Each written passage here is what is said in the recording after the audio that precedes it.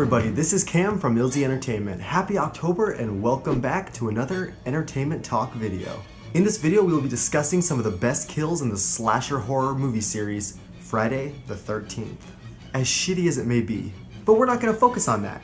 We are going to focus on some of the best parts, even if some of those parts include scenes that are so bad that they're comically good. Anyway, this video will contain some spoilers regarding the Friday the 13th movie series, so if you haven't seen them and you do care about spoilers, then watch at your own risk. You have been warned. Many series in the slasher genre have some pretty gruesome and extreme kill scenes, and the original Friday the 13th franchise, which ran from 1980 to 2003, was no exception. Like, fuck! It's one of the few parts of this otherwise campy series that kept us watching. Now, when this series first came out, a lot of people saw it as trash. Like, it's just trashy bullshit. Like, sex scenes, gruesome kill scenes, just not even good. It's straight up making money off trash. That's how a lot of parents saw it. It's why when it first came out, people were shocked. Like, what the hell is this garbage? But, it was kind of one of the first slasher series just to go just so extreme. As the viewer, we honestly looked forward to seeing what kind of crazy shit Jason was going to do to these teens, and most of the time, it was extremely rewarding. So that's basically what we're going to talk about today. Among a series that was really filled with cheesy dialogue, garbage plot lines, and loads of sex scenes, like I said, we had the kills, which were the best part, and that's why I'm really just talking about the kills and not like the best scenes overall, because really, those are the only scenes that are good. With the exception of 15 seconds of the entire series. Anyway, this is a movie talk video all about the best kills in the original Friday the 13th franchise. Let's do it!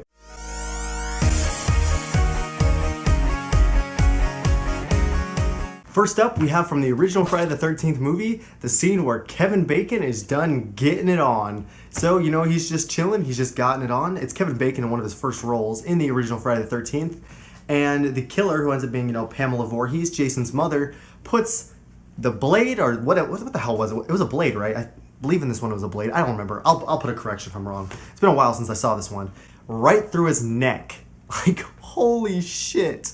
That was bloody good fun. Next one happened in the second Friday the 13th, and this was the first one where we saw Jason, Jason was here, he's the actual killer as he was for the rest of the series. And in this one, it involves another couple, making love, making beautiful, sweet love. Until all of a sudden, the couple are literally in the middle of making love with this one. Making love. They're having sex. But anyway, as they're having sex, a spear right through the mattress, right through their bodies. Like, holy shit. Like, this is one of those ones where, in general, the second one definitely was much more bloody and much more gruesome than the first.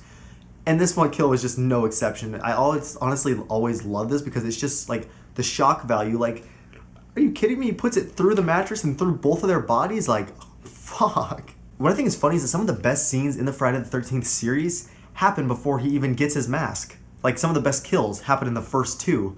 We have Pamela Voorhees in the first one, and then he has that sack on his head, which honestly looks a little more menacing. But this one had some great kills as well, and it's before he even gets his mask. And it's kind of crazy because some of the most iconic scenes are from the first two before he even got his mask. So it's kind of interesting. Now, this kill we're going to talk about right here happened in Friday the 13th 3, also known as 3D. This was one of the first movies that was in the theaters in 3D, and of course, they went all out campy on this. They went so cheesy to have things pop out of you. And in the beginning of the movie, it's just little things that pop out of you, nothing that involves any of the kills. But then this was one where this is the scene that most people remember if they saw the 3D version in the theaters, or just saw it at home with 3D glasses. This is one of the most notable ones, is where the eyeballs pop out of this dude's head. Jason uses his bare hands, squeezes the guy's head, kills him, and his eyeballs pop out at the audience.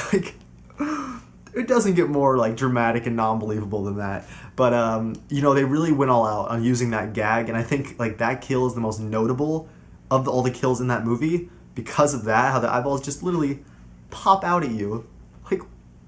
What? Now we're kind of skipping ahead here, going to part 6. Now this was another kill where Jason uses his bare hands. The grown-up version of Tommy Jarvis, who was originally played by Corey Feldman as a child in part 4. Yeah, Corey Feldman. Oh, Jesus. The grown-up version of Tommy Jarvis, now back in part 6, along with his friend, are digging up Jason's grave. And this scene is crazy because, Jason comes back to life as we expected. This wasn't a surprise. Let's be honest. We expected he's going to come back to life right here when they're digging it up.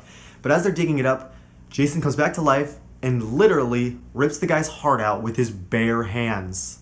Tommy Jarvis's friend is killed by getting his heart ripped out with his bare hands. I think it was more believable in Dumb and Dumber in the dream sequence.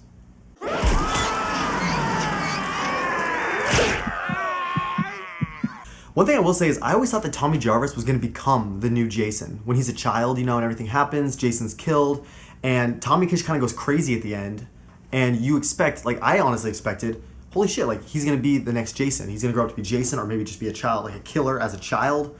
Something along those lines, but they never explore that. Kind of similar to Halloween 5, how you expect at the end of Halloween 4 that Jamie would become the new version of like Michael Myers, or as I said in my Halloween movie talk, Michelle Myers. No, it doesn't happen. I feel like both those are really missed opportunities, but specifically Tommy Jarvis, because we're talking about Friday the 13th, like, why didn't they make that a thing? Part 7. Everyone remembers this one. The sleeping bag. The sleeping bag body slam. But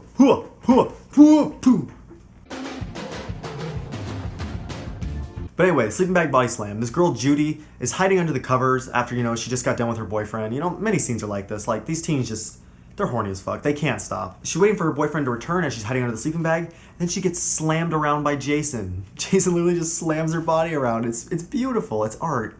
I love it. I know it sounds really, really screwed up how I'm saying, like, oh, it's awesome, these kills, but they're just, like, done so comically that it's just, like, hilarious. Like come on. I'm not gonna believe this. But, now it just sounds like I'm shitting on the series. I kind of am. That scene is pretty hilarious, and they use the same exact kill in Jason X, and it's not as funny the second time around because they basically recycled it. What the fuck is this writing, by the way?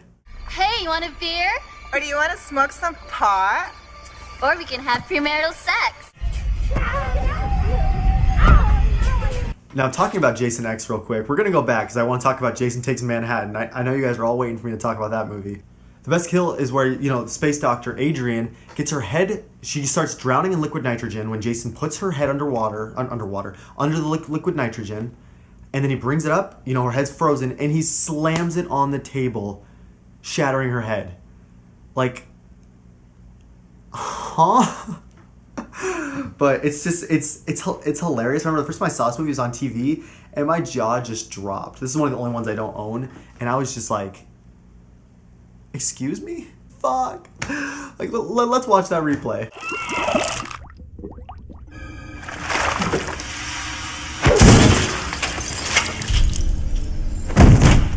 Alright, part 8. Jason Takes Manhattan, although he's not even really in Manhattan. And the story behind that is kind of that the budget was already so overboard that they couldn't afford, even though this movie had the highest budget of any Friday the 13th movie, they couldn't afford to film in New York City for that long. So that's why they're literally not even there, really. It's like they're in, they're out. It's like 20 minutes of the movie, besides the opening sequence, which just randomly shows shots of Manhattan. But he really doesn't take Manhattan. He takes a cruise ship, and then he just walks around Manhattan and has a couple kills. And one of those kills is probably the best kill in the entire movie, and in my opinion, the entire series. It's so brutal, but so funny at the same time. I mean, he gets his head punched off, and when his head comes off, that shot of it is even better. Like, what? What? Oh, Jason really went and did it to him. He had to do it to him, I guess. Like, man. Anyway, that's all I gotta say. This whole entire movie is extremely rewarding to rewatch. This whole series in general is rewarding to watch, to rewatch. I don't know what I'm saying. But it's a fun series to watch around Halloween. It's not to be taken seriously, but I still love watching it just for some of these comical scenes and just some of the outrageous moments. I'll just say that. So what do you guys think? Do you think these are the best kills in the series overall? Or what would you say are better kills? Or what would you say are some of the worst, you know, more like just nothingness kills that were just like underwhelming, I guess you could say.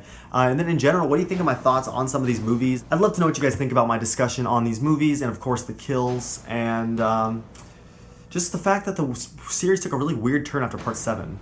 We went to Manhattan, we went to hell, then we went to space. Like, let's just talk about that real quick. But anyway, in space. But like, if you have anything to say about that, just put it down in the comments below. I always respond back with discussion. I'd love to have some discussion with anybody that would like to talk about, you know, just the randomness that I talked about in this video. This is a very like rambling type movie talk video, but I liked it. If you enjoyed, go ahead and please like, comment, and subscribe if you haven't yet. I really appreciate it. It really helps me out. I will talk to you guys in the next video. Have a great day.